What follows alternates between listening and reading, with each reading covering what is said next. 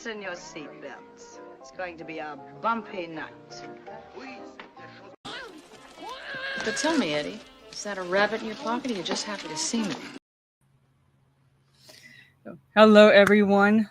Yes, it is on the early side, but I'll be hanging out with family tonight. So basically, it was either forego a live stream talking about this shit or let my aneurysm play out in real time before hanging out with family this evening. And because tomorrow also I'll be going to the Ren Fair with my sister and her friend. So see that top right there?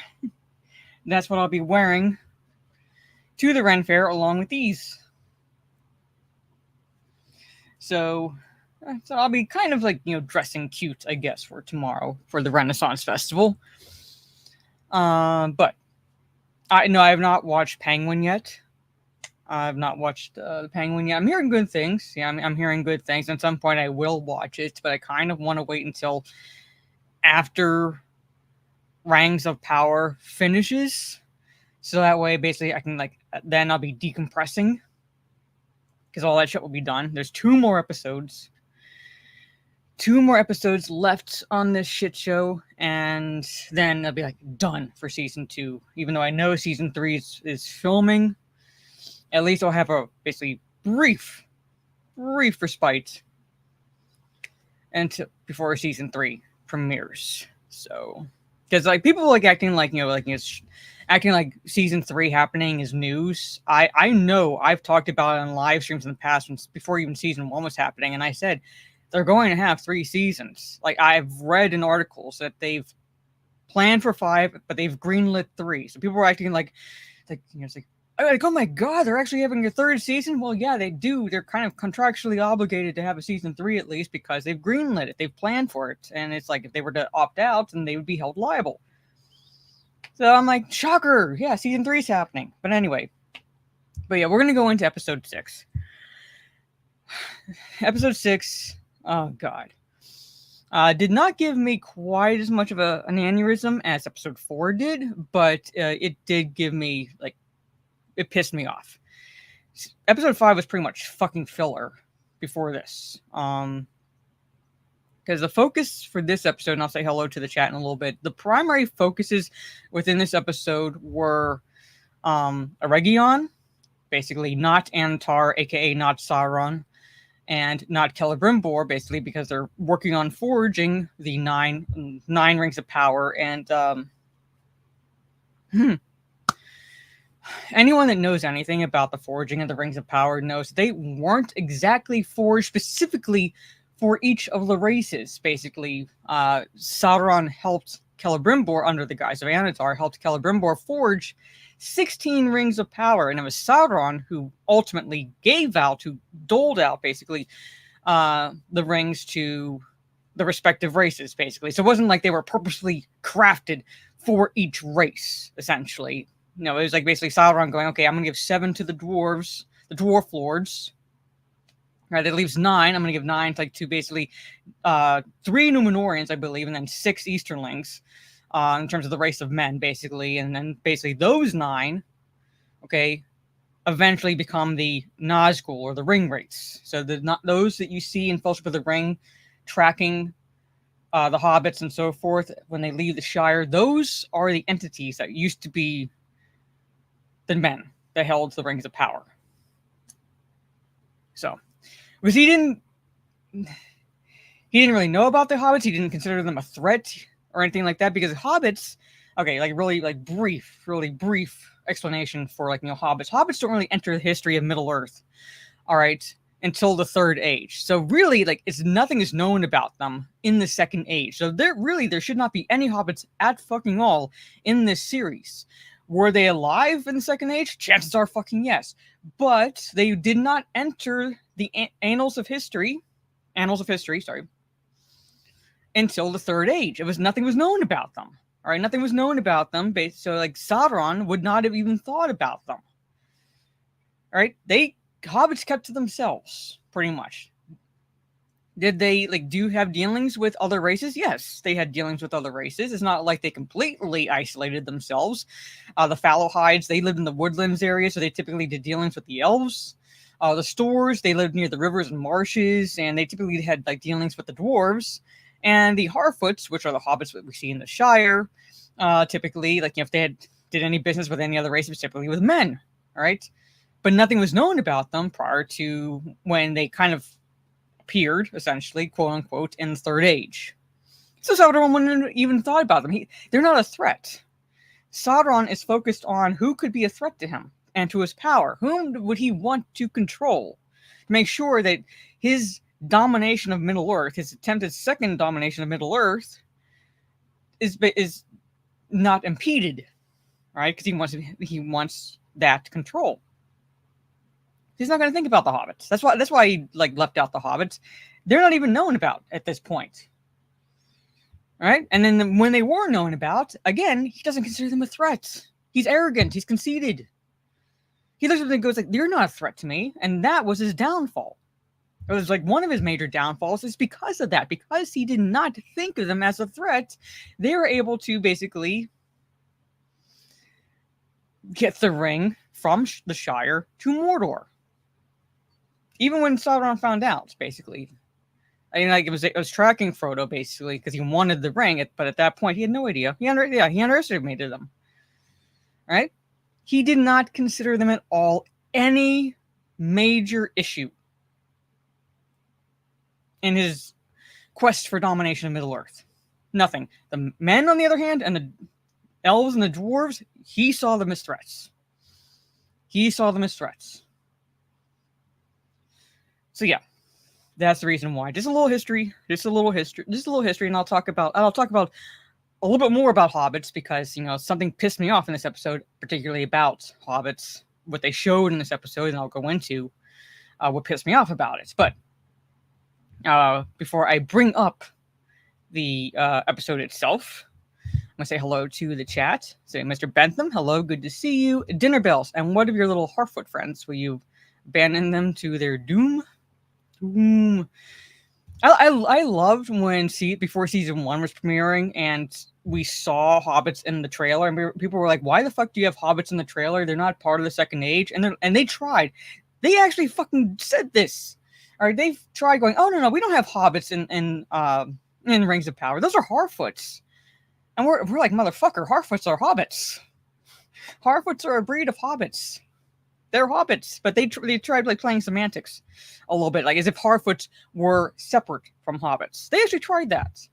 They actually tried lying through their fucking teeth before season 1 even premiered about that. Gravy Jesus, can we talk about something less painful, like hangnails or stepping on Legos barefoot? 2 more episodes to go. Don't worry, and then we're done for a while. All right, so thank you, Soul Assassin. Yes, smash the like button. Mike Hill, hello. You get that Harry Potter blasphemy out of my chats. That even though that is not Tom Bombadil either. No Harry Potter blasphemy. No, none of it. All right. Metalong, hello. Daniel Stewart, what is up? Optimus N64, hello, good to see you. Albert, with a $5 super chat, you should be doing this with Mahler on EFAP so you have moral and emotional support during these troubled times. Probably should. But like I said, there's only 2 more episodes. Oh, and by the way, moving forward, because of what YouTube did to my video, blocking it worldwide. Moving forward, at least for this season, until I can figure out how to get around that, I'll just be doing live stream breakdowns for the last 2 episodes. No spoiler review video or anything like that. I'm not dealing with that. I have no idea how I can get around it. I had it playing in the background with no sound, no captions. My webcam is in the corner, so it's not like anybody could pull those clips without seeing my face on that. So it's like there was no fucking reason why it should have been blocked, but it was blocked. All right, it was blocked. I could not upload it at all. So fuck it. Moving forward to just live streams for the last 2 episodes. Yeah, YouTube is asshole. Maybe I might have like someone like Lady G or someone else on for like one of the last 2 episodes. because I know she's watching it, and I know others are watching them too. Yeah, I know that's another thing. I'd have to set aside my entire day because they go for a long time. But anyway, so let me bring up this this episode. So, okay, pause. Move this over to my second monitor and kind of shrink it a bit so I can still see the chat.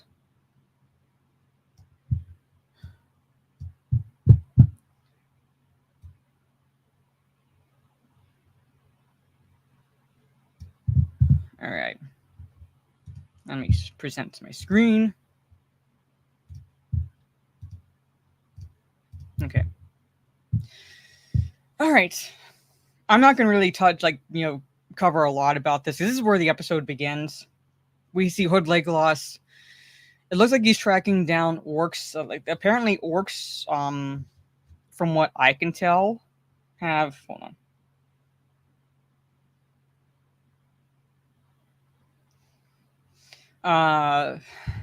Not technically deserted, basically, because one of the orcs is afraid that if they're caught, they'll be deemed as traitors. Pretty much. So they've kind of semi-deserted the other orcs. And he's tracking them. Ultimately kills them. It's one of the shortest scenes ever. It's basically, this is like the only thing of his character in this entire episode is him killing these orcs and finding a map that one of them has on him. That's it. That's freaking it for this character. All right? So yeah, it was almost completely fucking pointless. Which, they could have had that scene if they were going to at all expand upon the map, because I'm fairly certain that they're going to, because it was emphasized when he was looking at it. I would have, done that scene as part of, I don't know, an actual episode where we'd see him trying to figure out what that map is. But no, they just showed it here. And moving along, nothing to see here. All right. So that's it. Here's the primary focus. Okay, like I said, it's one of the primary focuses in this episode is Region. And basically, like I said, they're creating the 9 rings of power. Again, they weren't specifically made necessarily for the race of men. Sauron gave them to 9 men. All right? Okay? So you have the poem. Okay, you have the poem, basically. 3 for the Elven Kings under the sky. 7 for the Dwarf Lords in their Hall of Stone. 9 for the race of men doomed to die. 1 for the Dark Lord upon his throne. All right? Okay. Because that's how the rings were essentially doled out. Okay? And the 3 given to the elves were given to the elves by Celebrimbor. Those 3 he made himself and gave to the 3 elves, or it gave to the elves for safekeeping. And ultimately, basically, it was Círdan, Gil-galad, and Galadriel that held those rings of power. Círdan ultimately gave his ring of power to Gandalf. Gil-galad, when he died, okay, because Gil-galad dies in the last alliance of elves and men, and that's the fight that we see at the beginning of Fellowship of the Ring that ends the Second Age and begins the Third Age. He perishes there, and his ring is held by Elrond from that point forward, basically. So Gandalf, the reason why Gandalf's able to go to the Grey Havens is not just because he's a Maiar, or part of the Maiar, but because also he was one of the ring bearers. Same with Frodo and Bilbo. The reason why they were able to go to the Grey Havens, Valinor, is because they were ring bearers. Okay? And so forth. So basically they were able to make that trek to the west, to the Grey Havens. Alright? But anyway, they're trying to craft these rings of power for men, and they're failing because they do not have Mithril. Mithril is all of a sudden a lifeblood of Middle-earth, basically. Crafting the 3 rings for the elves saved Middle-earth. Saved the elves time on Middle-earth for some fucking reason. Mithril, like I said, in other live streams and videos, is nothing more than an incredibly durable, strong substance that can make pretty things. It can also be used in armor. Right? That is it. That is the extent of Mithril. It has nothing whatsoever to do with anything tied to Middle-earth. All right? And certainly did not need Mithril to craft the rings. and just like basically necessarily. So like basically they are making like putting such an emphasis on mithril, and all it fucking is member berries at this point, because it was used and in the Hobbit essentially, but all like people mostly know Lord of the Rings, and that is the mithril chain armor that Frodo was given by Bilbo. Bilbo was given that armor by Thorin in the Hobbit. All right, incredibly durable, strong armor that's like withstood this piercing of that spear. Okay, elves coveted it because it, like I said, it made shiny jewelry. You could use it to inlay like around doors and things like that, make the doorways like a lot prettier. That's the only thing it was fucking used for. It's it. And nothing whatsoever to do to be connected with Middle Earth. All right, and I'm saying it's precious. It's very precious, but it's nothing. It's nothing major to it really, other than that. But like basically, they're trying to craft the 9 rings of men, and like 9 rings specifically for a man, which never happened in actual lore, and failing because they don't have mithril. All right, so one thing, like not one thing, but what majorly pissed me off in this episode was because they were giving qualities to Celebrimbor that Celebrimbor never exhibited. And when I say qualities that he never exhibited, I mean like pride, duplicitousness.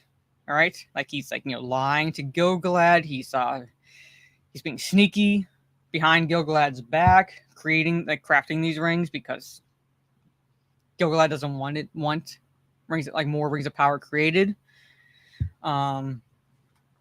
Pride. Basically, these qualities were qualities of Feanor. Okay, and I mentioned this in my video. That was blocked, basically. But the major thing that you need to know about Feanor, all right, is Feanor is the big reason why the elves at all entered Middle Earth. And the reason why is because, well, Melkor, aka Morgoth, took the Silmarils from Feanor, and Feanor, being the arrogant, greedy son of a bitch he is, all right, convinced these the elves to follow him to Middle Earth to track down the Silmarils. I'm oversimplifying everything, but that's the reason. It was not to necessarily just to wage war against Morgoth and things like that, which is ultimately what happened, but it was also because of his pride, his arrogance, his conceitedness, and his desire to get the Silmarils back, to the point where he actually was the architect of what is known as the kinslaying amongst the elves. And when I say kinslaying, I mean elves actually fought other elves. Look up Feanor. Feanor. Feanor. Everything Feanor was, Celebrimbor distanced himself from, to the point where, personality-wise, he was the complete antithesis to his grandfather. Celebrimbor is the grandson of Feanor. That's like essentially where he inherited his crafting abilities from. Right, because Celebrimbor is a master craftsman, much like his grandfather, much like his father. All right, but he was nothing like either one of them. Hold on.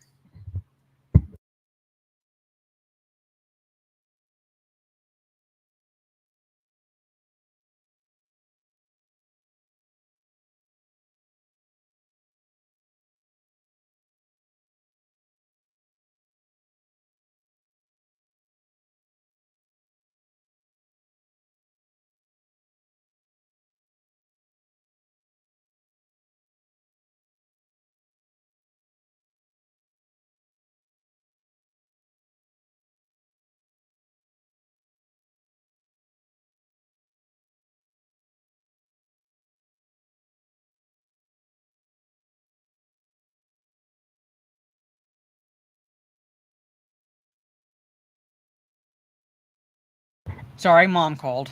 Anyway, okay, so I can't exactly thank you. I can't exactly talk about this without going into lore, the lore that they're breaking. All right.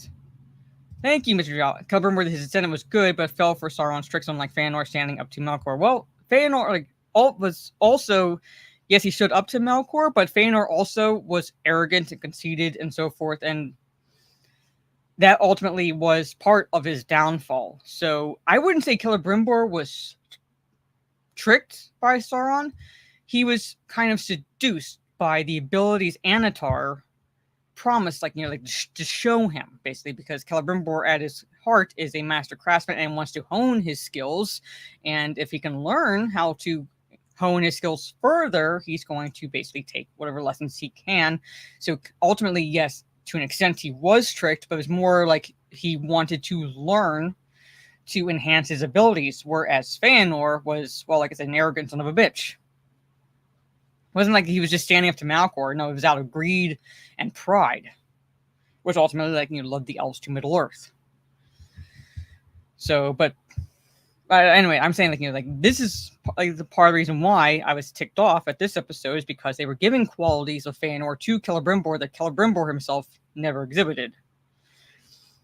He also should not look like he should not look older than Galadriel, because he's younger than Galadriel.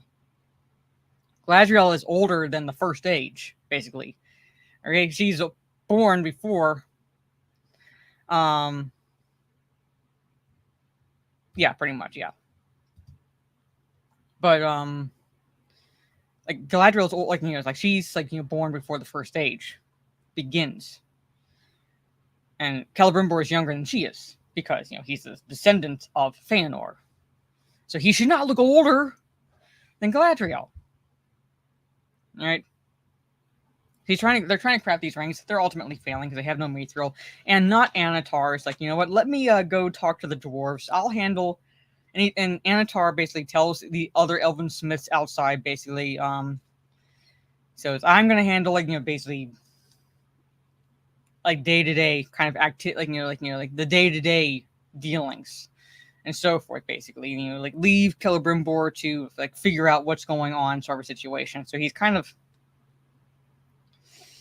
finagled his way in between Celebrimbor and the elven smiths a little bit, basically, to begin controlling the others at Eregion. And and he's going to go to the dwarves to get, like, talk about getting more mithril. Yeah, because mithril is way more important in here than it ever was in actual lore. Now, there's another thing that pissed me off. I'm gonna get to that. I'm gonna fucking get to that. All right. So there are scenarios that are touched on basically in this episode with the dwarves. Basically because Durin's greed. Oh, this is like another thing, basically. See that smoke in the background? Elves have the keenest sight in Middle-earth. Of the races, elves have the keenest sight. You all remember Two Towers? You all remember Two Towers when Aragorn, Legolas, and Gimli are tracking those Uruk-hai that have Merry and Pippin? Okay? Now, regardless of whether or not you read the books, all right? Like, the movie, okay, that depicted it, okay? At Two Towers. And Aragorn asks Legolas, what do your elf eyes see? Because Legolas can see way the fuck in the distance. And he's able to tell Aragorn that the Uruk-hai pivoted direction, and instead of taking the hobbits to Mordor, they were taking them to Isengard. Pretty much, yeah. But I'm saying, like, they have the keenest eyesight. Like, they can see distance. And you're telling me, with the guards Eregion has, they fucking miss this shit? Those are orcs. They missed legions of orcs gathering around the outside of Eregion. They missed legions of orcs right outside their fucking gates. So, I love all of them for different reasons, basically, because I'm a Lord of the Rings fan, so. And that smoke, because Anatar can see it, right? Those are orcs. They're gathering. Because the orcs, again, this is not, like, don't get your lore from this fucking show. Orcs never, the only orcs that ever, at all, were weary of Anatar, basically, because before they knew Anatar was Sauron, were, I believe, Eastern orcs. Okay? Because because Sauron went to them under the guise of Anatar, so these orcs are looking at him going, I'm not going to listen to you, because Morgoth is dead. All right? They're seeing this elf, and they're not going to trust him. They're not going to listen to him. Right? But when Sauron revealed himself, as he is, all right, Sauron, the orcs followed him. Right? Because Sauron, they knew Sauron as Morgoth's second. And Morgoth created the orcs.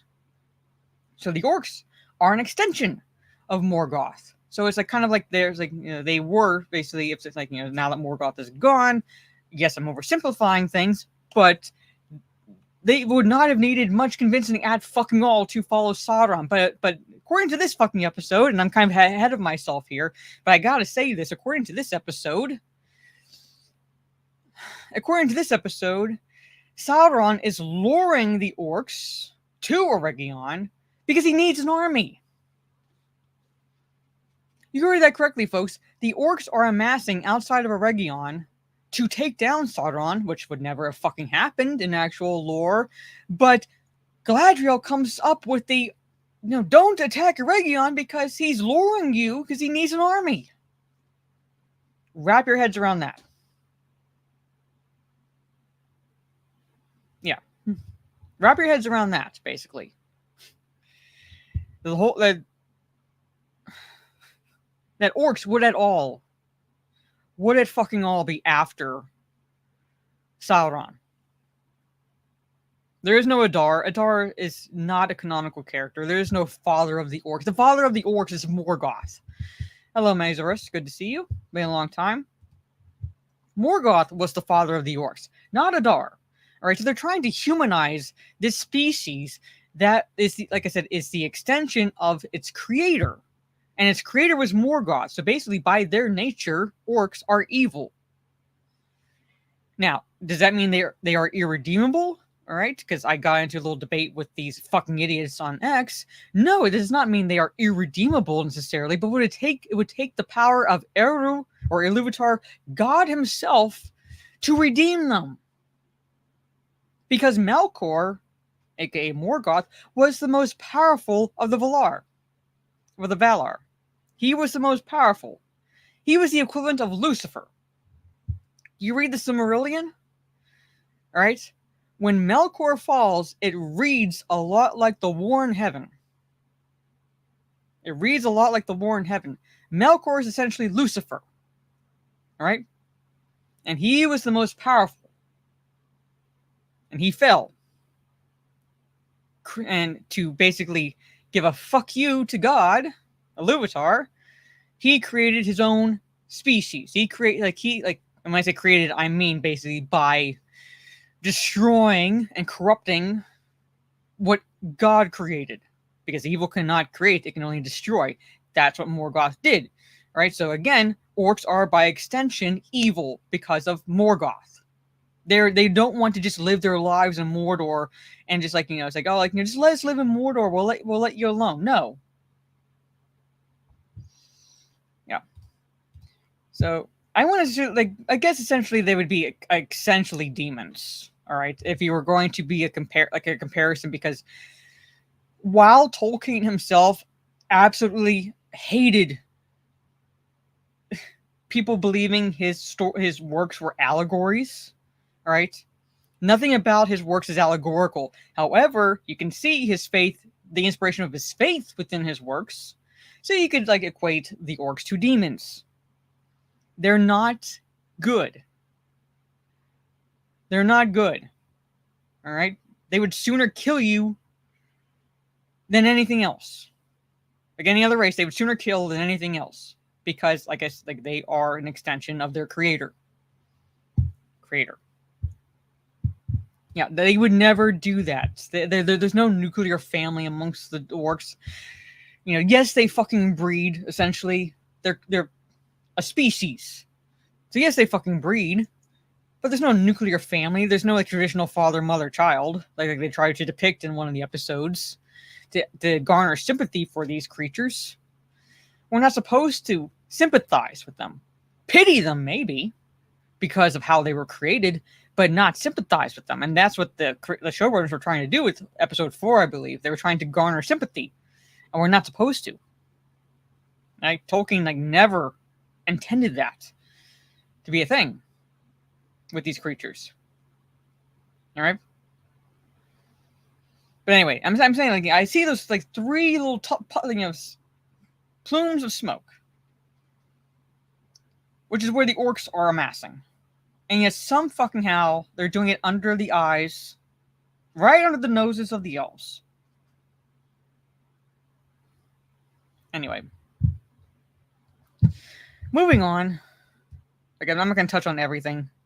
Like I said, they're they have this whole conversation with Adar and Galadriel, because Adar is telling her, and that is the crown. Well, that Sauron reforged to fit himself. That's basically Morgoth's crown. Okay, all right. So, and the other major thing that happens in this episode takes place in Numenor. All right. So basically, I did not talk about episode 5. That much essentially, but it's basically in terms of Elendil is on trial for high treason. He also struck the Perkemon, and so forth, basically. So he's on trial basically for high treason. And Elendil is part of the faithful, and like I said, the faithful, all right, is nothing to do with, at least it's not everything to do with loyalty to Tar Muriel. Basically, Tar Muriel, okay, was part of the faithful herself through her father. But the faithful, all right, the targeting of the faithful had little to do, if any, with any loyalty they would have had to her as the rightful heir to the crown that Ar-Pharazôn usurps. Okay, now, at this point, in actual canon, right, if they were actually following the fucking timeline, Ar-Pharazôn, right, is not married to Tar Muriel at this point. They never were fucking married or anything like that. They were not together. When Tar Palantir dies, before Muriel is able to attain the throne, Pharazôn usurps it and takes her as his unwilling wife. Okay? So she was never queen regent or anything like that, essentially. No, she never got to that point because Pharazôn did not allow it. He literally usurped the throne from her. Right, so while there would have been loyalty amongst the faithful to her because she is the rightful heir, the targeting of the faithful had more to do with the fact that they themselves, the faithful, were still loyal, still swore fealty, not to the kings of Numenor, but to Iluvatar himself and the Valar and Valinor, basically. That's why they're called the faithful. Think of the faithful in the Lord of the Rings lore like Christians living during Roman times. All right, this is an example, basically, like Christians living during Roman times, the persecution of Christians under the Roman emperors and so forth, and basically putting it into as sport in the Colosseums. It's it's for food for the lions and things like that. And the whole point is well, if your God really existed, then he'll reach down and save you from these lions and shit and things like that, basically.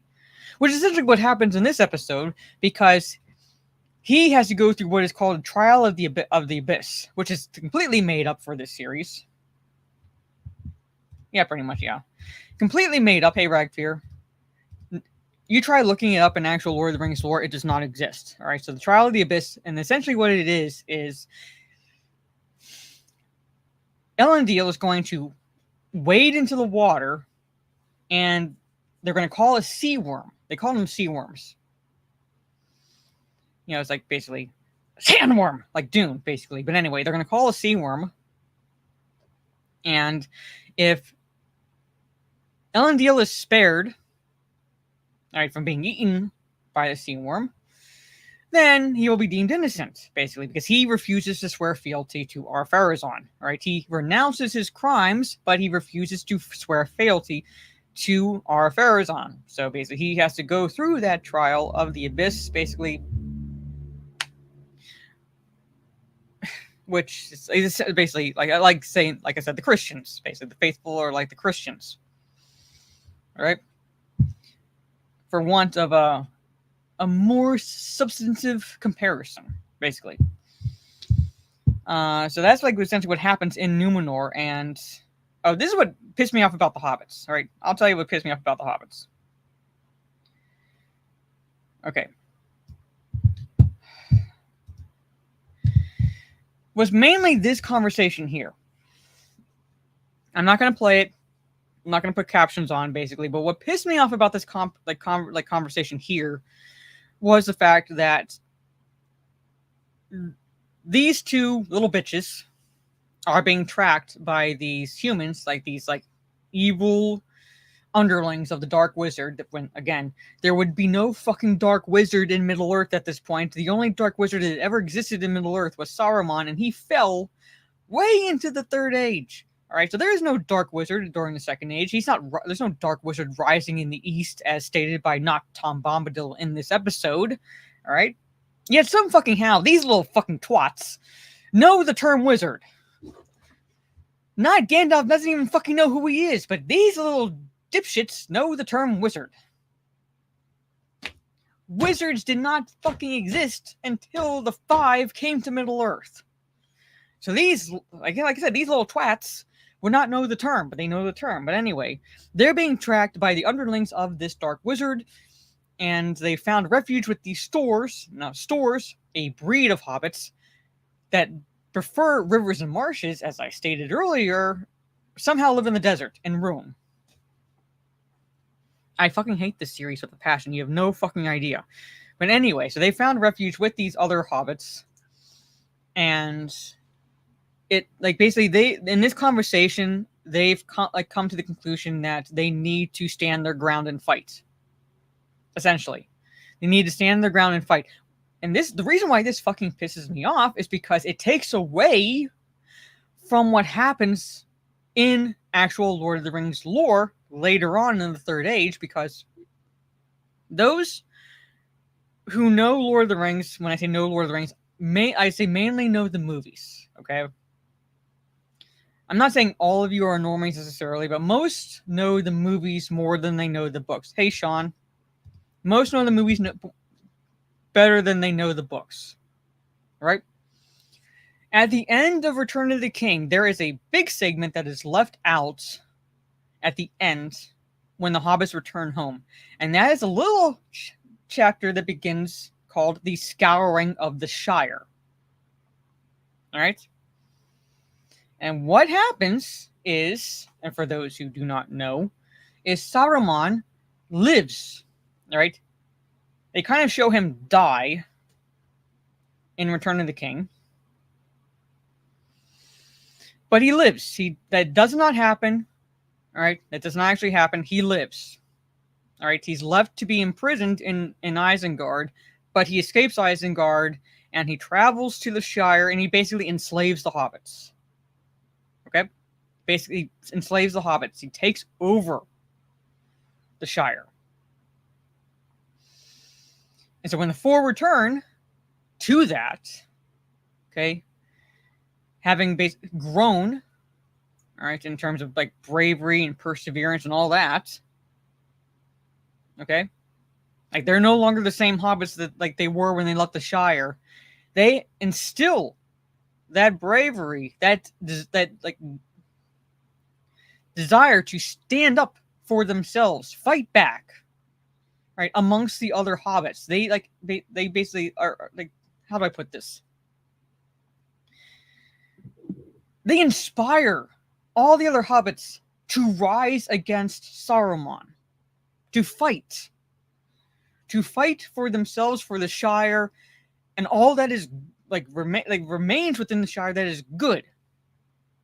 Okay, not going into details, but when you have this happen, where the hobbits are going to fucking fight, I'm calling it here, they're going to stand their ground and fight, it takes away from that, because at that point, like I said, hobbits stick to themselves. They do dealings with other races, but for the most part, they stick to themselves. They're content. They mind their own fucking business. All right? They leave the dealings of the other races to whatever it is they're doing, and they just, like, the hobbits just live their lives as is.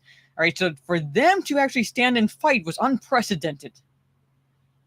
At that, because hobbits don't do that. I know, Ragfear, and I'll get to that. I'll get to that when I talk about that whole segment within this episode. And that's what pissed me off about this scene. So I'm like, if you fuckers show these hobbits fighting, you're taking away from what the four, Frodo, Sam, Merry, and Pippin, do to instill that bravery within the other hobbits at the end of The Lord of the Rings. Because at that point, it never fucking would have happened. And without them going off and basically coming back wiser, stronger, essentially braver than they were when they left. Like, having their eyes opened to like the rest of the world, and realizing that you can't just appease and expect that you're gonna live still a good life or anything like that. What they say about appeasers. Appeasers are the ones that feed the crocodile, hoping to be eaten last. All right.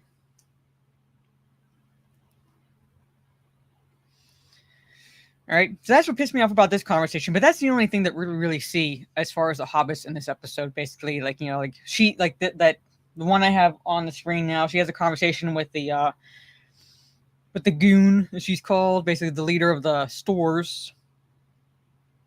And all so forth, and then she's having a hobbit friend, like a conversation with her friend, and they're kind of coming to the conclusion that we're gonna have to stand and fight sort of a situation. So, fuck you. Moving on. All right, this is again, this is the other thing that really fucking pissed me off. Okay, because not Gandalf. Yeah, Gandalf. All the wizards are still in the Undying Lands. All right, they have not traversed at all from Valinor to Middle-earth.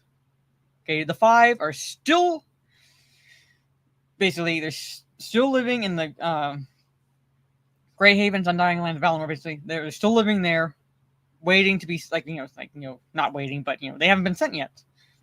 So there's, like I said, there's no dark wizard in Middle-earth at this point. There's no fucking dark wizard. The only dark wizard we ever fucking see is when Saruman falls. When Saruman is corrupted by the promise, the one ring of power held. He becomes corrupted with that desire for that power and falls. He becomes the dark wizard. There's no fucking dark wizard at this point. Stieg actually pointed out to me that Tom basically is, if you think about it, he's like Obi-Wan Kenobi in a way. Technically Yoda, but he's like Obi-Wan Kenobi in a way, because if you think about it, Obi-Wan Kenobi had an apprentice who fell to the dark side, and had an apprentice that went to the light side. They fucking turned Tom Bombadil into fucking Obi-Wan Kenobi in this series. Because not Gandalf, who is a wizard in the Ishtar, part of the Istari, wise ones, Maiar, spirits, imbued with powers given to them by God himself, nerfed when they travel to Middle-earth, but still fucking powerful. They know exactly who they are, where they came from, what their purpose is on Middle-earth. But in this series, not Gandalf has fallen from the fucking sky, can't remember who he is, and he has to learn magic from Tom Bombadil. And yes, there is a Member Berries line in this, and I wrote it down because I'm going to play he said the thing. Many that die deserve life. Some that live deserve death. Who are you to give it to them? He said the thing. He said the thing. Whoa, whoa. Here I come. Oh, here I come. Oh. All right. Now, and nothing about him is Tom. Tom would not be this far east. He lives in the old forest. And in episode 4, I believe, you hear Goldberry. Goldberry is a river spirit. Where is there a fucking river here?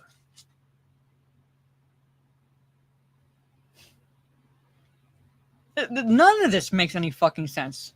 Tom lived in the old forest, east of the Shire. That's where he resided. That's where he lived. Nowhere else. And he took Goldberry essentially as his wife. She's a river spirit, which would make more fucking sense because there's chances of are greater that there would be a river near a forest than in the fucking desert. But they have him living in ruin for some fucking reason in this series. And apparently not Gandalf is going to learn magic from him. And there's another line that pissed me off. Alright? And I wrote that down because I had to write it down because this is what pissed me off. Alright? Here's the line. You'll find your true staff, because, not Gandalf also has to find his staff. You'll find your true staff only when the vision of your heart is single to the service of the secret fire. Do any of you know what the secret fire is?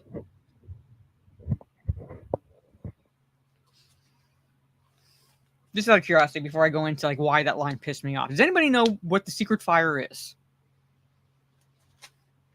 Only when the vision of your heart is single to the service of the secret fire.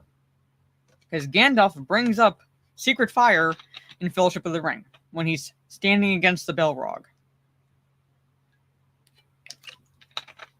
When he says, I'm a servant of the secret fire.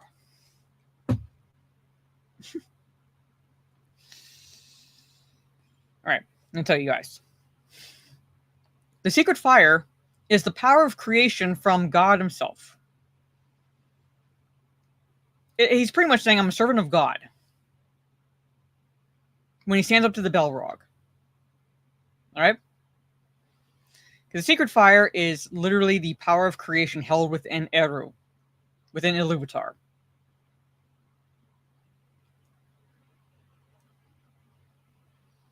So when Gandalf says, I'm a servant of the secret fire, he's essentially saying, simplifying it, but he's essentially saying, I'm a servant of God. Alright? Wielder of the Flame of Arnor. Okay? He fucking knows what the secret fire is.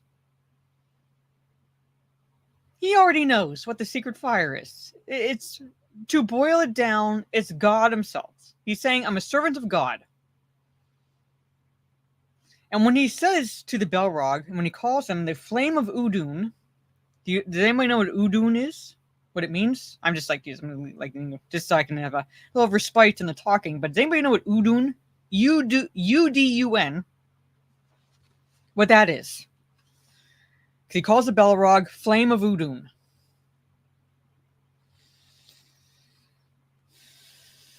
I hate this series so fucking much. Oh, you like the title I gave this episode? I figured I'd go musicals. Right? Basically, the actual musical, Seven Brides for Seven Brothers, for me, is a study in Stockholm Syndrome. But anyway, yeah, he's one of the keepers. He's one of the keepers of that secret fire. But Udun means hell. Melkor, yes, Salt, there it goes. Udun is hell. Udun is hell. So when he says Flame of Udun, he's calling him basically Hellspawn. Hellfire. So in a nutshell, when he's standing against the Balrog, he's saying, I'm a servant of God, you Hellspawn.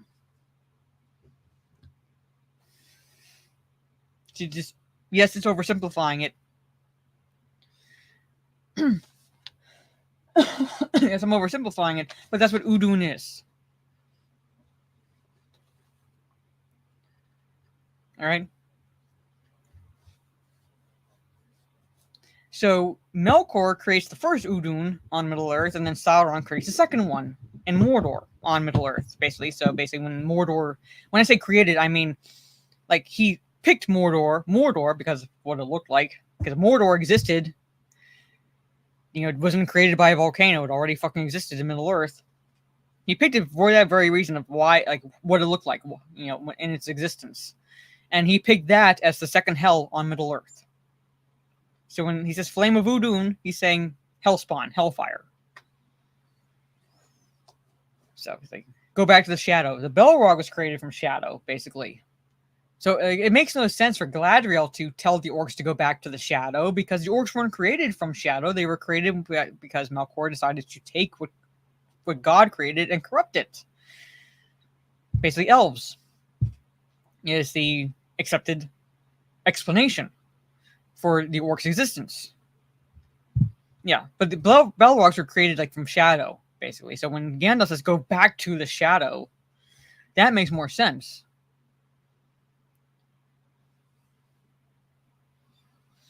Than when Galadriel says that to the orcs, basically. But yeah, but not Tom Bombadil literally drops the term secret fire in this episode, as if it's like a separate entity that not Gandalf has to open his heart to in order to find his staff and find his purpose on Middle Earth. I'm going to commit a felony. I didn't think I could be as angry or angrier than I was watching season 1, and god fucking damn it, did they just piss me off. Episode 4 in this episode.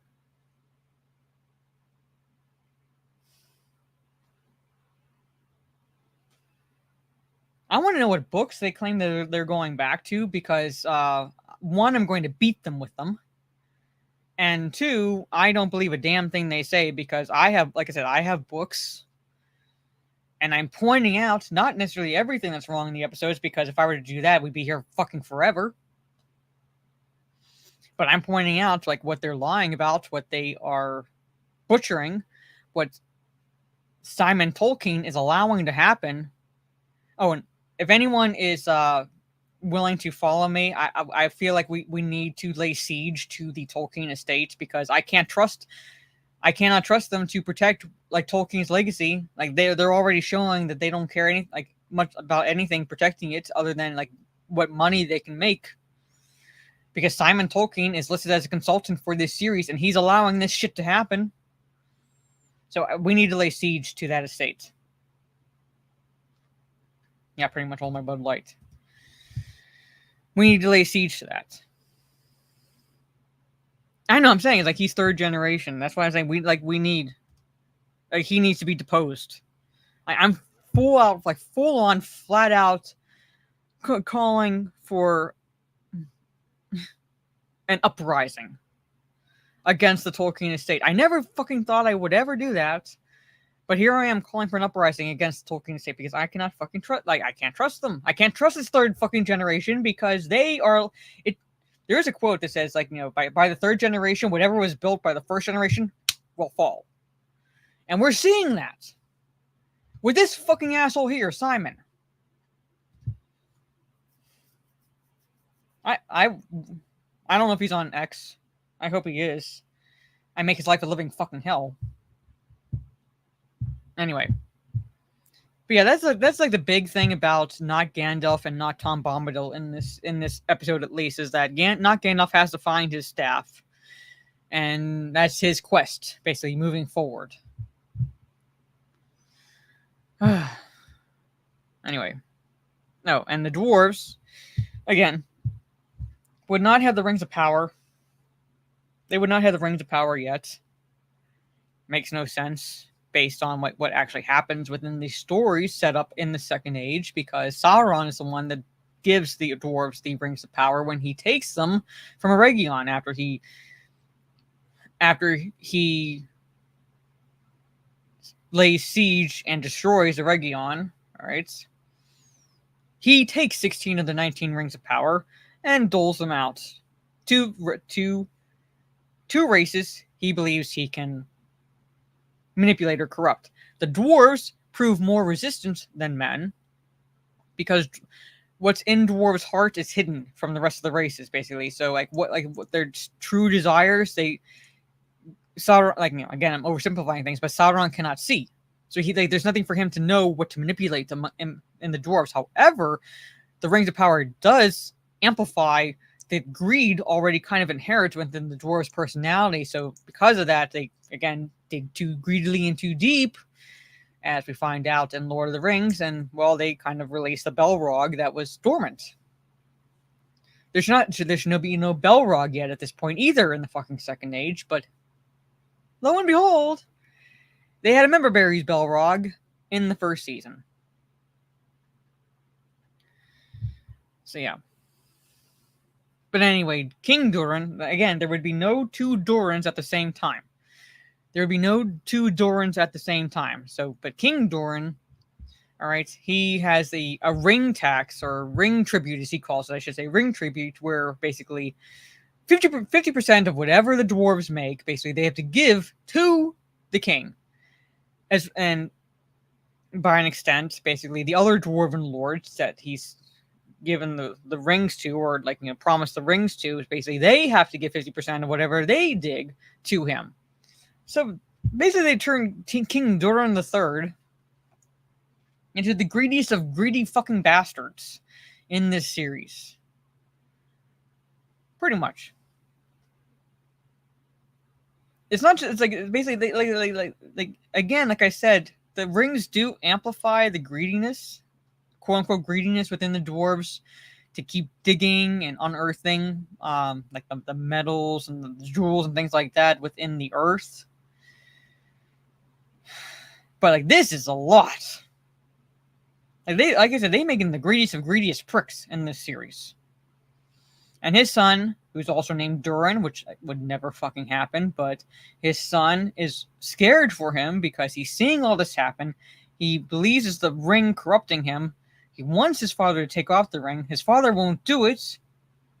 And Disa is telling her, Disa, the wife of Prince Durin, is telling him we're going to have to take a stand against your father. And this is probably one of the only positives I can say for this episode, and that is the performance for the actor who plays Prince Durin, because he does deliver a good scene where he's crying to Disa, because he's saying he knows he has to do it. He knows he has to take a stand against his father, but when he looks into his father's eyes, he sees his father. He's what is on the surface is not his father, and he sees what's there, and it's very hard for him to do so because he does not want to go against his father, and he's it's tearing him up inside. One of the few things I can say where it's okay, that's a good performance. Would never fucking happened, but that is a good performance. I'll give him that. It was a good scene. He did deliver those lines very well. It was very emotional,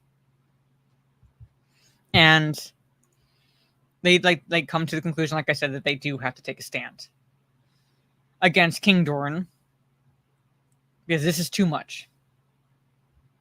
This is too much. They got we can't let this continue.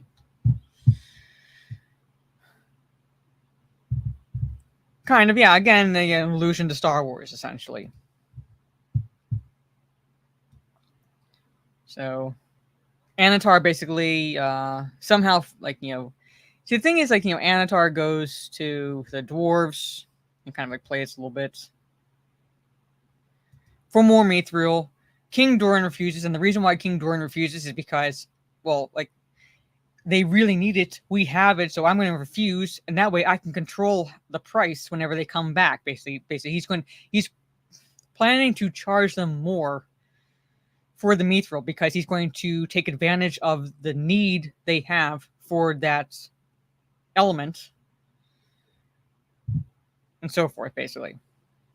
But Anatar, because he's well, not Anatar, not Sauron, because is able to basically kind of steal mithril. And I don't know if they're not really clear if he's able to magically steal it or whatever, but at the end of the episode, he has refined mithril to give to Celebrimbor, basically. And I'll go into that scene because that's near the end of this episode. This was what happened. Let me see. because he's being refused.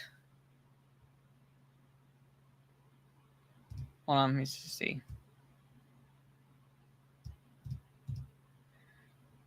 So this, he's being told no. And like, this is what happens. See this?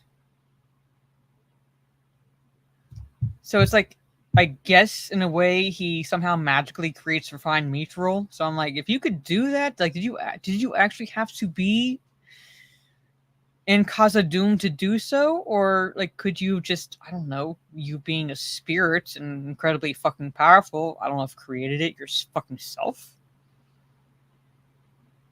But apparently he had to go there under the guise of like needing it. So but yeah, that happened, and I was like, okay, so he's basically gotten what he needs. So, like I said, like this scene here, like I said, is good acting. If if you don't watch the episode, watch this performance here. It is good because he, like I said, he is crying. I do feel his emotion because like he's torn with knowing he needs to take a stand against his father and not wanting to take a stand against his father. So this is decent acting. Again, this non-canonical daughter right here, Elendil never had a daughter. Never had a daughter. He had two sons, Anarion and Isildur. Okay, Isildur we know, basically because of, well, he's the one that cut the ring off of Sauron's hand with his father's blade Narsil, and refused to throw the one ring into the fires of Mount Doom, and thus basically, well, set in motion the events of what ultimately led to what we know in the Lord of the Rings. But anyway, so she's trying to plead with Elendil to like basically like just I can't because they believe Isildur is dead. Gondor would not exist at this point in Middle Earth, nor would anything of Númenóreans safe havens be present necessarily at this point in the timeline because they are created later. Elendil shouldn't even be alive at this point. All right, but again, they're not even following the timeline, so I can't say he would not be alive at this point because the timeline is all over the fucking place. All right, but Elendil is not born until later in the Second Age, so he would not be alive. There would be no Gondor yet, so there sure as fuck would be no port of Gondor. There wouldn't be no Pelargir, which is a safe haven for the faithful. They call it a settlement. It was a safe haven. Would not be created yet. All right, but she's pleading with them to basically swallow. She sees it as pride. Swallow your pride. Swear fealty to Ar-Pharazôn. That kind of further separates the two because he's if all you see is pride, then there's nothing more than we have to say to each other because he's not doing it because he has pride, because everything to do with integrity and not wanting to abandon his faith. Okay, so he has this conversation with Tar-Muriel, and apparently the fucking shippers are shipping these two. Again, would have never fucking happened. Right? Yeah, I'm saying in not this episode, but in episode I think 4, I had captions on because it was hard to I was trying to follow the dialogue, and if there's anything that pissed me off, I wanted to write it down in the dialogue, so I have in part of my notes. And I said Goldberry. It said Goldberry. They fucking have her voice in episode 4. Like I said, it makes no sense because she's a river spirit. She's a river spirit, and Tom Bombadil is living in Rhûn where there's no river at fucking all, so Goldberry would not exist. But they had it. If you watch episode 4 and you put the captions on, Goldberry, and you hear her voice. But anyway, you have these fucking shippers on X shipping these two, which would never fucking happened. Yeah, pretty much. And Ar-Pharazôn was manipulated by Sauron, basically, because Sauron allowed Ar-Pharazôn to capture him, so Sauron could be taken to Númenor and thus further corrupt the Númenóreans into waging war against Valinor, basically. So people thinking Ar-Pharazôn is a Chad are fucking morons. Ar-Pharazôn almost single-handedly led to Númenor's downfall. because he was greedy and arrogant and easily manipulated by Sauron, he didn't capture Sauron. Sauron allowed himself to be captured because he was like, I see a fucking idiot when I see one. Like I said, I know a fucking idiot when I see one. You are that. No, I won't forsake all of Middle-earth because, unlike Simon Tolkien, I will actually protect J.R. Tolkien's legacy. Anyway, she goes to Elendil and basically says, swear fealty, you need to live and things like that. And he tells her that, what's the point of having faith if I'm going to abandon that? In so many words, essentially. In so many words, it's like, what's the point of having faith if I'm going to easily abandon it? And she tells her, no, I'm not going to do it. I'm going to go through the trial. Oh, this scene is fucking stupid because Disa's character, again, Disa, is non-canonical character. Her gift is basically like her song. Like she can tell based on her song, she can listen to basically the mountain and the stone and things like that, and know where to dig and everything. So basically, like in her singing, the mountain kind of talks back to her. All right. And I'm saying, Sauron convinces the Númenóreans under Ar-Pharazôn basically that that Melkor is basically the true god they should follow. So that's how, that's how manipulated they were. That's how he was able to do that. He was actually able to convince them that basically Iluvatar and the rest of the Valar are false gods, essentially, and that Melkor is the true one to swear fealty to in terms of like loyalty and faith. So again, people thinking that Ar-Pharazôn is some type of some type of Chad, like he's the biggest fucking idiot there is. In so many words, he's the biggest fucking idiot there is. He, like I said, almost single-handedly leads to I say almost single-handedly. I mean, not just him, but because of how easily manipulated he was, and thus manipulated the people who followed him, thus led to Númenor's downfall. So, well, they were like that even before Sauron manipulated them, because that was the faithful still had loyalty to they still kind of revered the elves, and they had loyalty and faith in Iluvatar and the Valar and the Undying Lands. Basically, it's why the faithful were targeted. All right, it's part of the reason why the faithful were targeted, because of their dealing, basically dealings with elves. They're and so forth, and how and that way, and in turn, that is what began it. And Sauron kind of fed on that. He fed on that. He saw that, and he's like, he's basically going to twist that knife and further in that animosity between the two and use that against the Númenóreans. Hey, Megatron. But anyway, Disa and Durin are going basically stopping further digging from happening. And apparently her song can call down bats. Nothing like that was shown at all up to before this point, that she had that ability with her song. But now all of a sudden she can call down bats to scare off these dwarves. I shit you not. This scene, well, I'll play a little bit. He's like, is that supposed to scare us? Right? Because she starts her shouting song, whatever you want to call it, basically. She does that a couple times, and he's like, is that supposed to scare us? Sort of a situation. No, they are. And watch. Somehow now she can call down bats.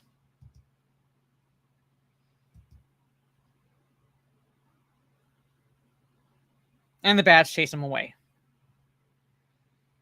I don't know why. She never showed anything like that in terms of her abilities before now. But all of a sudden she can. To scare off the other dwarves.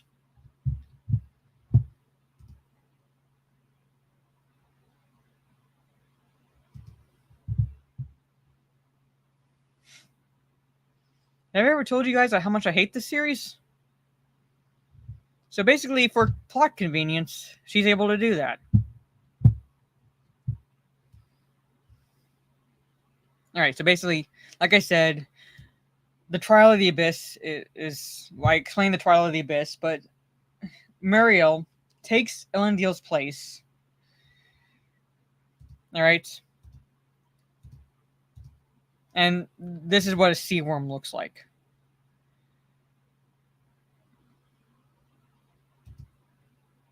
It's dark.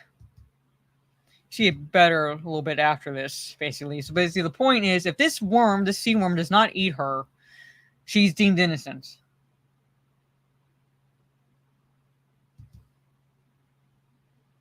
Right?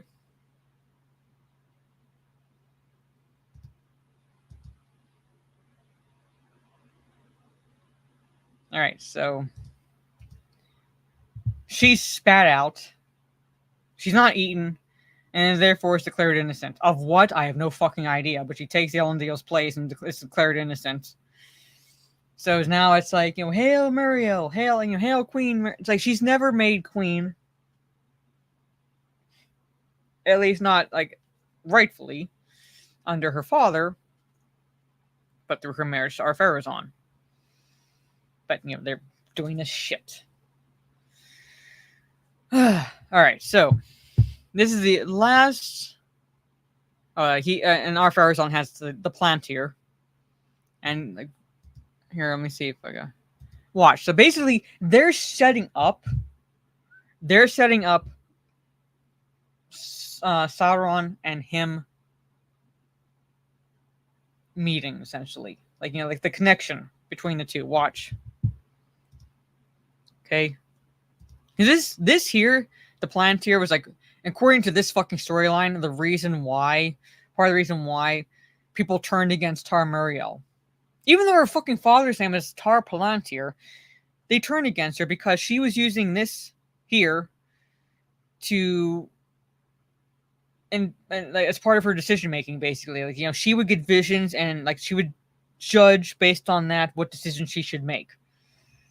All right. Yes.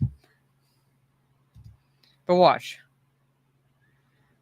So why there's even a connection with this at this point, with Sauron at this point, I have no fucking idea, but like they're setting it up. Watch.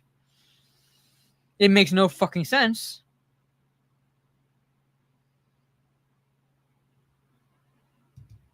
That's what happens. It makes no sense. Again, because like this whole scenario should not even be happening at this point. This whole fucking scenario should not even be happening at this point. Right? Okay, look. Okay, so like I said, orcs were able to amass legions right under the very noses of the elves. Fucking thank you! It makes no sense because like what connection is there? Like, it's not like, you know, it's not like basically you get just visions, basically, and you go from there. No, for him to have any connection to Sauron, Sauron would need his own Palantir to form that bond. There is none. This is the only fucking one that's been shown in this entire fucking series. Hey, Alex.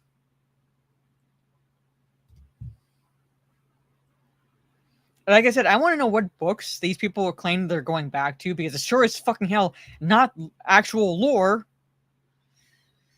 But again, like I said, none of that would be happening at this point. None of it would be happening at this point. But anyway, like I said, legions of orcs, literally legions of orcs with fucking catapults somehow managed to, under the very fucking noses of elves who could see them from miles off, or should have been able to see them from miles off, they're fucking surprised that they're being attacked. I'm saying, like, again, like someone pointed out earlier, they're treating all the races as if they have, like, they're all like humans, and they're not. Elves, basically, are literally children of God. They are made in God's image. Dwarves were created by Aule, one of the Valar. Okay, dwarves were actually created first. And it's nothing like the motivation for Aule was nothing whatsoever to do with like, wanting to be like God or anything like that. He wanted to kind of like, see if he could do it himself. And he was actually willing to destroy his own creation, but Iluvatar stopped him when Iluvatar saw the dwarves recoil in fear. He's like, no, stop, because you actually created a sentient species. You actually created sentient creatures. So, but they cannot be awake before my children are awakened, so I'm going to put the dwarves to sleep. And they will be woken after my children, the elves, are awakened. That's essentially like, and Iluvatar actually kind of like prophesized periods of animosity between the two races as a result, basically. But yeah, the elves are literally the children of God. They are made in his image. So they are like they're not immortal, they're not impervious or anything like that, but they are superior. Yeah, that's why Sauron is also a master craftsman himself. That's why he's able to kind of like trick, like, manipulate essentially Celebrimbor with like, the promise of like honing his craft. But anyway. Yeah. But like I said, they are superior beings. So they have the keenest eyesight, hearing, and so forth. They live longer than the other races. I mean, hell, like I said, Galadriel's older than the First Age. She was born before the First Age begins. And she lives through, like, 3 ages.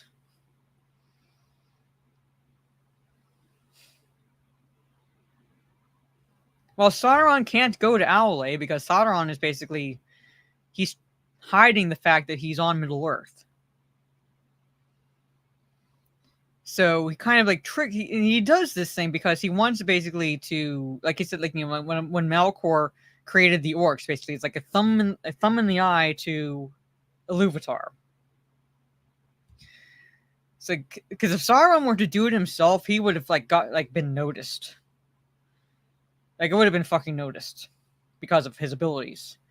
But to work through someone else, you can kind of hide the fact what your intentions are.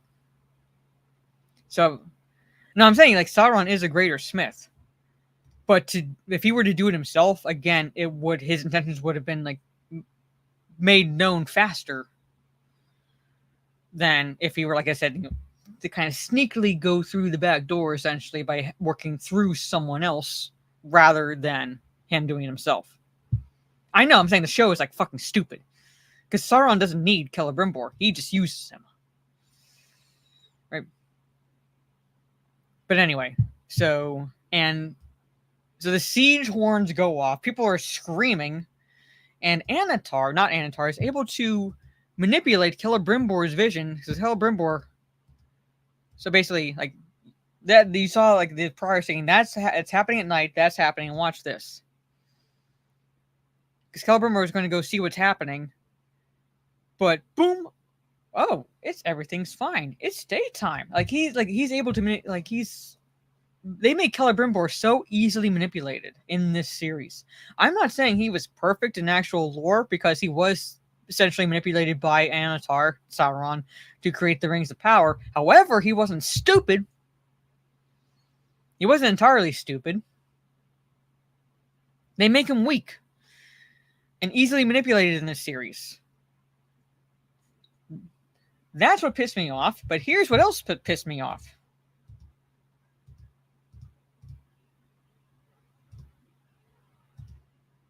Let me see if I can get a shot of it. That statue there is a statue of Feanor. They fucking have a statue of Feanor in Eregion. Feanor, who is shunned because of what he did by all the elves, who is a symbol and an example of what not to fucking do, how not to be, whom Celebrimbor distances himself from as much as he possibly can. because of what his grandfather did, would never have a fucking statue to Feanor in Eregion. That's Feanor. Because you see the hammer, you can't really see, but like he's holding the hammer. He's holding the hammer that he used to craft the Cimmerals. And his name is brought up in this. He's like, best Feanor. Celebrimbor doesn't give two shits about his grandfather at this point. Oh yeah, diversity is our strength in elves, basically.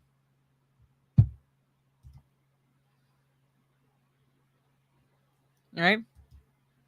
But Celebrimbor would never, there would never be any fucking statue at all revering Feanor. Certainly not in Eregion. But that's Feanor. Because not Anatar gives Celebrimbor Feanor's hammer. Again, Celebrimbor would never have Feanor's hammer. He would never have his hammer. At all.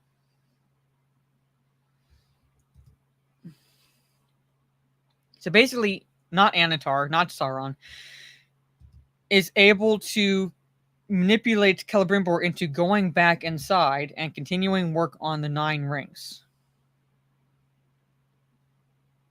See, that's Feanor's hammer right there. No, I'm saying he is the architect of the kinslaying.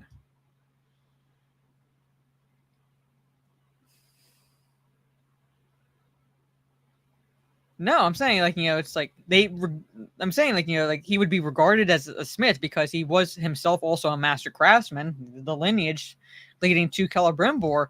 But like, you know, having him like a statue like that is like he's like a great leader. No, like, you know, like they would respect the fact that he was an elven, like one of the greatest elven smiths, but they would not have any statue to him. They would not have any statue to him. So he basically, Celebrimbor is convinced, oh, like everything's fine. Go back inside. Work on the 9 rings. We need them. See, that, again, see, that is Feanor.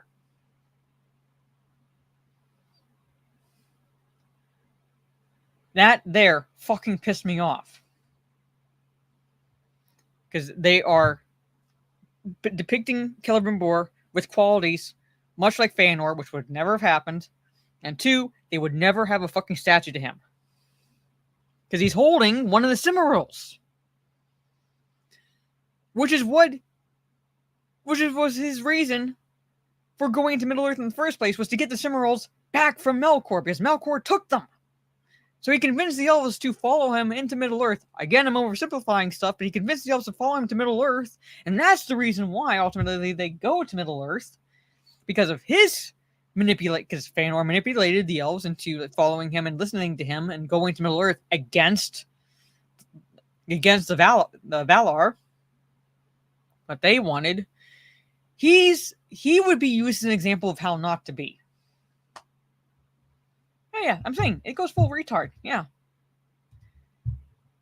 So he's shown that.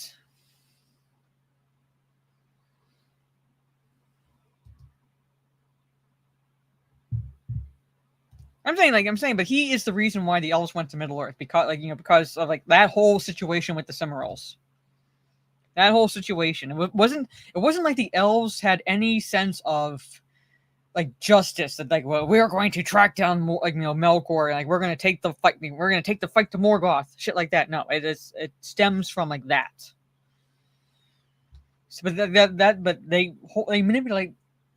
This show manipulates the actual lore in that regard, to the point where it's like now, like, they're showing him as if he was ever revered, like, still revered by the elves, and in fact, it would not be the case. Up to this point, it would not be the case at all. They would not have a statue to him. He would not have his hammer. He'd be regarded, as I said, as an elven, like one of the best elven smiths to ever have lived, and that's about it.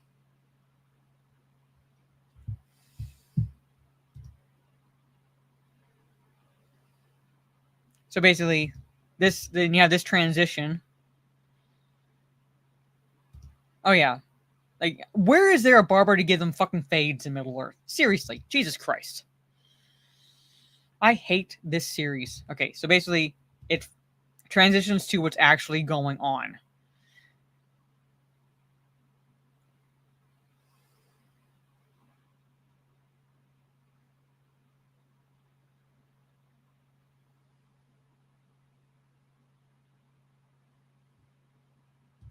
All right.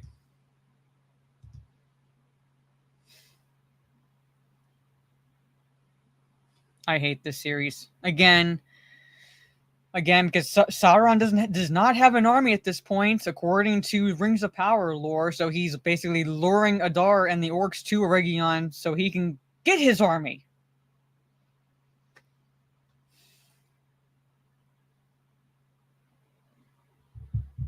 Mm-hmm. No, I'm saying that's the reason they go to Middle Earth.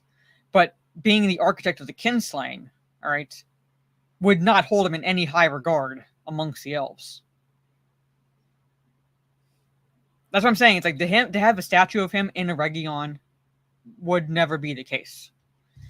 I'm saying like the Cimmerals were the reason they went to Middle Earth, because he wanted them back. Like, Melkor did kill his father, but Melkor took the Cimmerals, and Feanor's pride and greed, essentially, right? Like that's why he went to Middle Earth. That's why he, it's like part of, that's why he, that was the motivation for going to Middle Earth. Nothing was to do whatsoever to bring justice to Morgoth or anything like that. However, the kinslaying, look it up, is again why he would not be revered. That's what I'm saying. It's they're basically they're cherry picking elements from actual lore, but they're bastardizing it to the point where it's not even recognizable.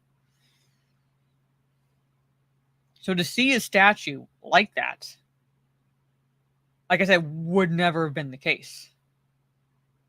Because while they would have acknowledged Feanor's skill as a craftsman, they would never have, the kinslaying is basically what would have kept them from at all revering him as anything else. No, there was never a civil war between Sauron and the orcs. Like I said, the only orcs that ever really were hesitant to follow him were the Eastern orcs, I believe.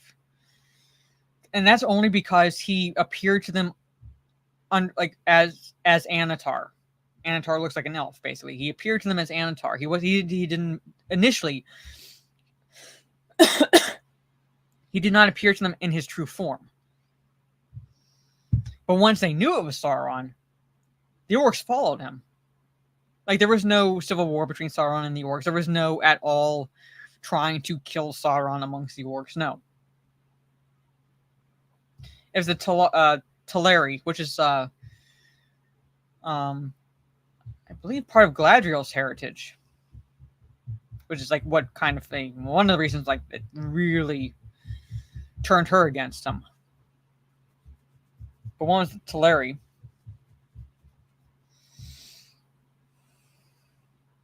And yeah, I'm saying, like I said, look up the kinslaying. That's why he would not be at all thought of fondly.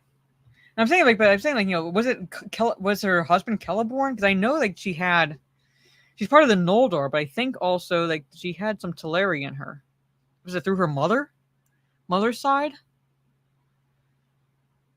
Or was it Celeborn?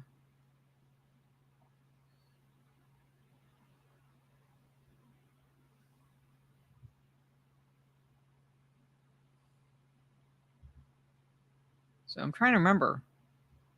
I want to say it was Galadriel. I want to say it was through her mother's side. Oh yeah, I was right. I want to say it was her mother's side. But anyway, so like I said, this is where the episode ends. There's shocker. Orcs are laying siege, and they fire their catapults at Eregion. It's supposed to be an epic shot. I don't give a fuck, because that's not Eregion. This would never have happened, and that's where the episode ends. So yeah.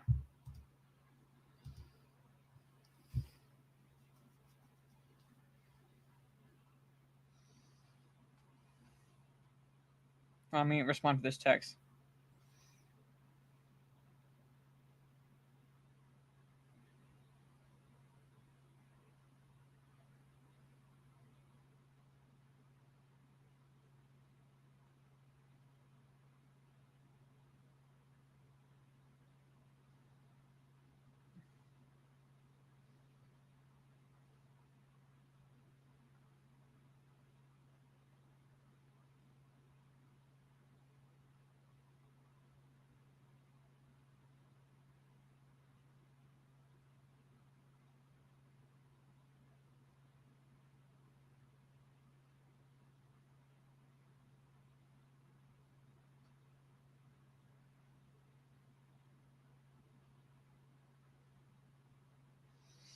All right. I'll be hanging out with family, so I had to respond to that. But that's the episode, basically. That's the episode. That's episode 6 that I had to go through, and the only thing saving me from like dying of alcohol poisoning at this point is the fact that there's now only 2 more episodes left in this season. Got episode 7 next week and episode 8 the following week, and season 2 will finally be fucking done. Like I said, there's going to be a season 3, but they're already losing. They've already lost 50% of viewers, essentially, from the first season to the second season, and its numbers are still dropping. I expect there's going to be a spike in viewers near the end, because what I believe is happening, as with season 1, is that people are waiting until the entire season is done, out, to binge all the episodes. And that way, Amazon can go, hey, look, people love it. What they tried to do with season 1 because of that spike. And I think that's just people waiting for all the episodes to drop because they want to binge it rather than wait week to week. That's all it fucking is. But Amazon's going to tout it as a victory. Guarantee they're going to do it. But there it is. So, I'm going to be watching a movie with my family, and I'm going to be forgetting about this shit. Yeah, they're doing my boy Celebrimbor dirty. They're not going to show what actually happens to Celebrimbor. I doubt it, because that's too epic for Rings of Power to show. Because that's not Celebrimbor.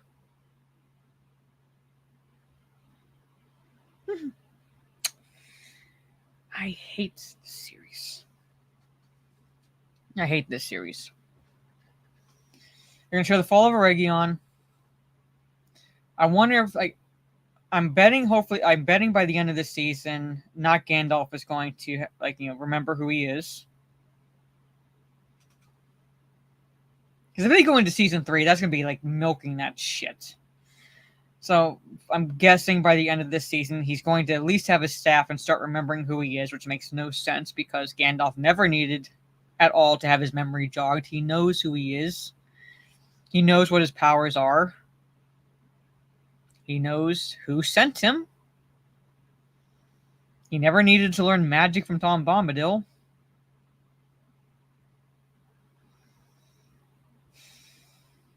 Yeah. And the fucking murder hobbits. Gotta deal with those little twats. Moving forward.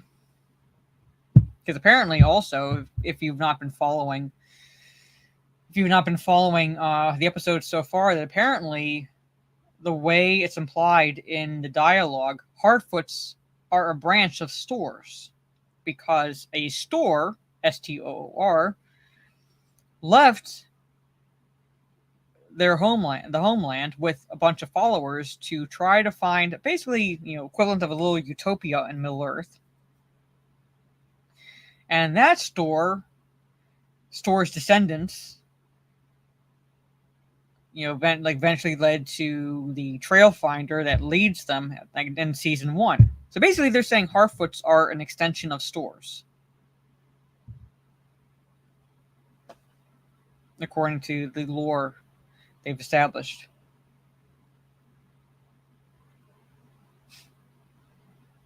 So rather than be a separate breed of hobbits, no, Harfoots stem from Stores, according to the dialogue. And they literally fucking describe the Shire in the dialogue. I was like, you motherfuckers. Because Harfoots are the Shire folk that we see. And what I want to know, chat, is when the ethnic cleansing happens. Because if you look at what the Harfoots look like in the Lord of the Rings movies and what you see in this series, at some point they are going to cleanse the race.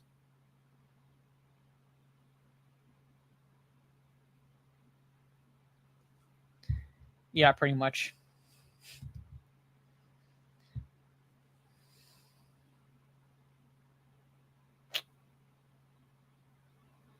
That's going to happen. Not actually how it happens in actual lore.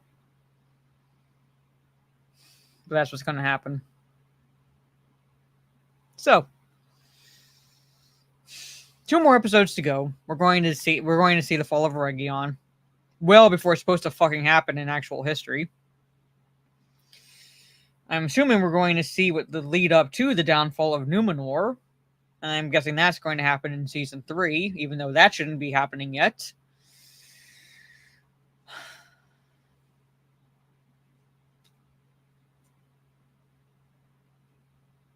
Yeah, I know.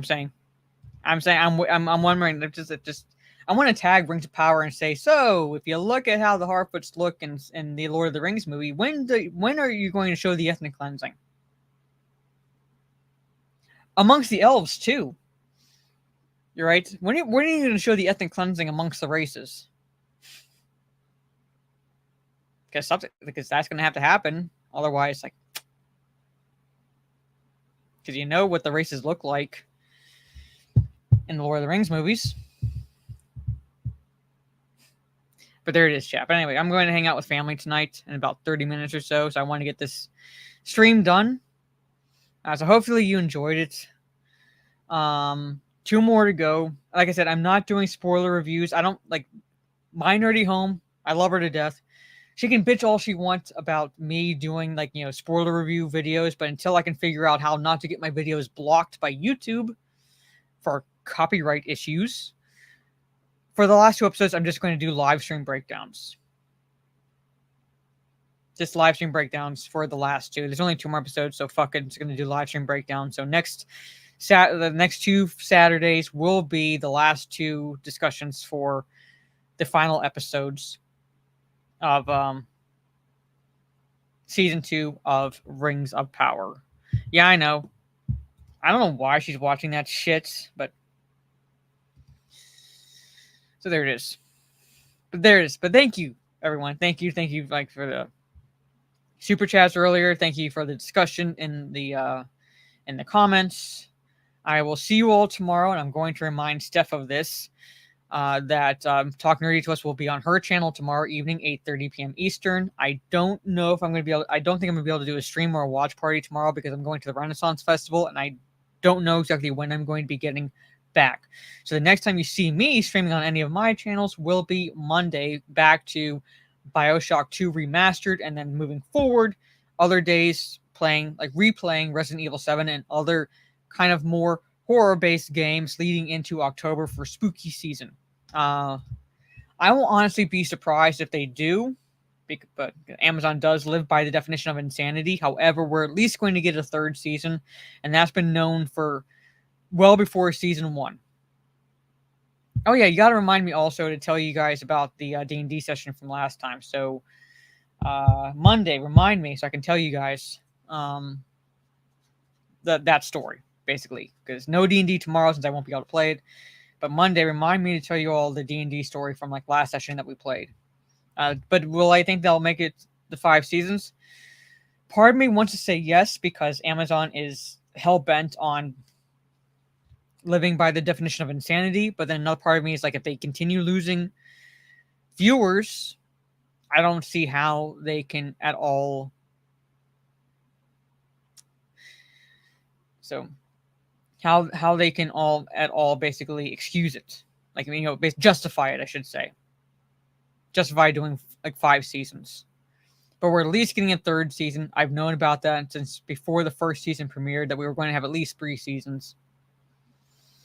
So we're going to have to deal with at least one more. But we'll see. But anyway, chat, I'm going to call it here. I'm going to grab another bottle of water because I've done a lot of talking. I'm going to watch a movie with my family. And see, I got my, like I said, elf figures for tomorrow for the Renaissance Festival. I have like that little peasant shirt back there that I'm going to be wearing to the Renaissance Festival. And I told Steph I would get pictures tomorrow. So there's that. But anyway, take care, everyone. Have a good rest of your day or evening wherever you are in the world. And I will see you all tomorrow from Talk Nerdy to Us. Peace.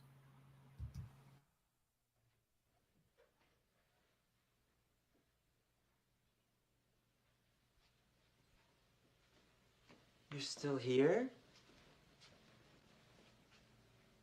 It's over. Go home.